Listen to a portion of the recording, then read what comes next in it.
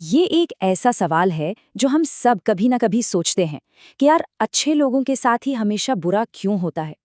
तो आज हम इसी उलझे हुए सवाल का जवाब ढूंढने निकलेंगे। तो देखिए, इसका जवाब पाने के लिए हम एक सफर पर चलेंगे।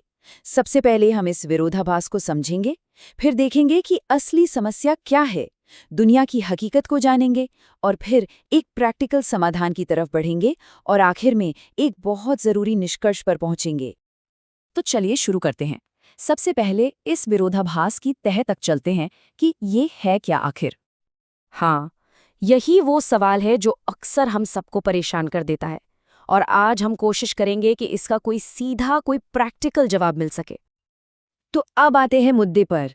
असल में प्रॉब्लम अच्छा होने में नहीं है, प्रॉब्लम है बहुत ज्यादा अच्छा होने में। मतलब जब हम अच्छाई की एक जरूरी लाइन पार कर जाते हैं।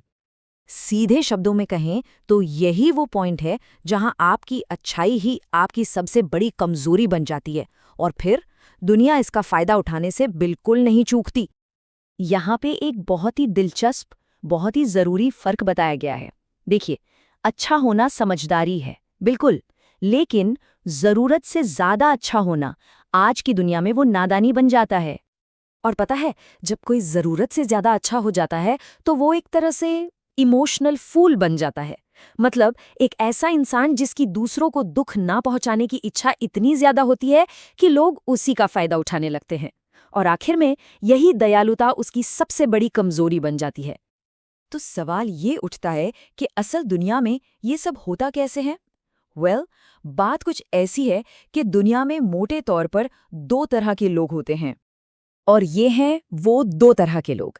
एक तरफ हैं दिल वाले लोग जो इमोशंस और रिश्तों से चलते हैं।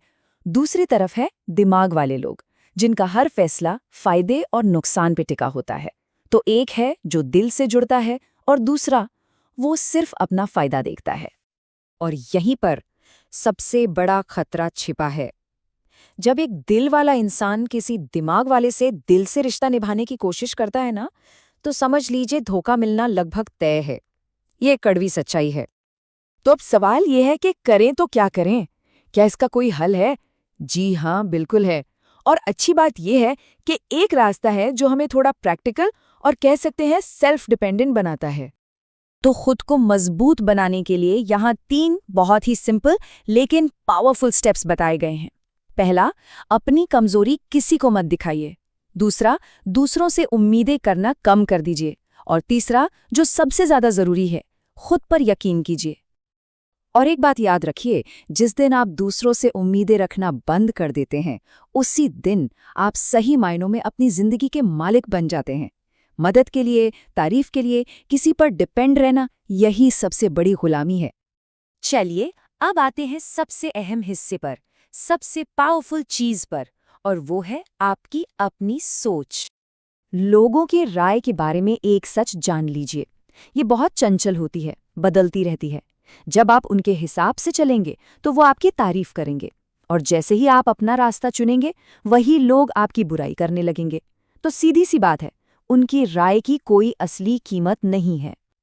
तो फिर क्या चीज मायने रखती है? सिर्फ एक चीज, वो ये कि आप अपने बारे में क्या सोचते हैं। दुनिया क्या सोचती है इससे कोई फर्क नहीं पड़ता। असली फर्क इस बात से पड़ता है कि आपकी नज़र में आपकी क्या कीमत है। देखिए, इसका मकसद आपको बुरा इंसान बनाना बिल्कुल नहीं है। नहीं, मकसद सिर्फ इतना है कि आप इतने भोले बनना बंद कर दें कि कोई भी आपका इस्तेमाल कर ले। समझदार बनिए, अपनी रक्षा करना सीखिए। तो आखिर में ये एक सवाल मैं आप सबके लिए छोड़ रहा हूँ। खुद से पूछिए, क्या आप वाकई अपनी जिंदगी के मालिक हैं या फिर आपकी जिंदगी की चाबी किसी और के हाथ में है?